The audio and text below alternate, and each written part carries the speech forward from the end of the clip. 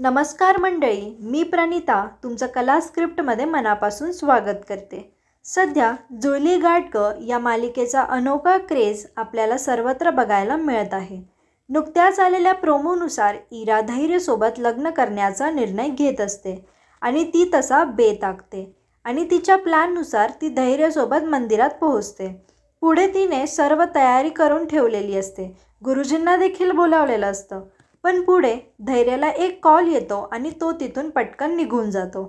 तो कॉल दामिनीने केलेला असतो। इरा धैर्याला हाक मारत त्याच्या पाठोपाठ जात असते, परंतु धैर्य न थांबता गाडीमध्ये बसतो आणि निघून जातो। इकडे सावीचे रौद्र रूप आपल्याला पाहायला मिळणार आहे।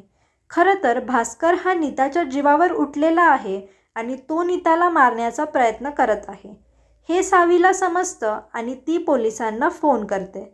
पोलिसांना घेऊन ती घरी येते आणि यांना अटक करा असं सांगते।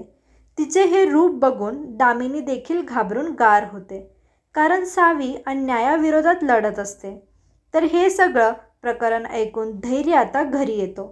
त्याला काय करायचे सुचत नसते। दुसरीकडे भास्कर प्रचंड घाबरलेला असतो, कारण त्याला तुरुंगवासात जायचं नसतं। पण सावी ऐकणार नाही आणि पोलिसांना ती सांगते की यांना अटक करा।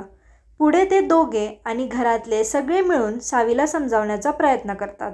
धैर्य देखील तिला सांगण्याचा प्रयत्न करत असतो, पण त्याचं देखील ती ऐकत नाही आणि शेवटी पोलीस भास्करला घेऊन जाणार तोपर्यंत नीता त्यांना अडवते आणि सावीच्या पाया पडते।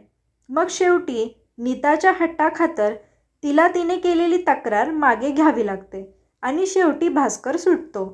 पण आता सगळेजण म्हणजेच दामिनी, भास्कर, विलास, इरा, धैर्य हे सर्व लोक सावीवर नजर ठेवून आहेत आणि याचा नक्की ते बदला घेणार आहेत। पण या सर्वांना सावी कशी सामोरे जाणार हे पाहणं मनोरंजनाचं असणार आहे। तर मंडळी, पुढे नक्की काय होणार आहे याचे अपडेट्स आम्ही तुम्हाला वेळोवेळी देत राहू। त्यासाठी या चॅनलला सबस्क्राईब करा।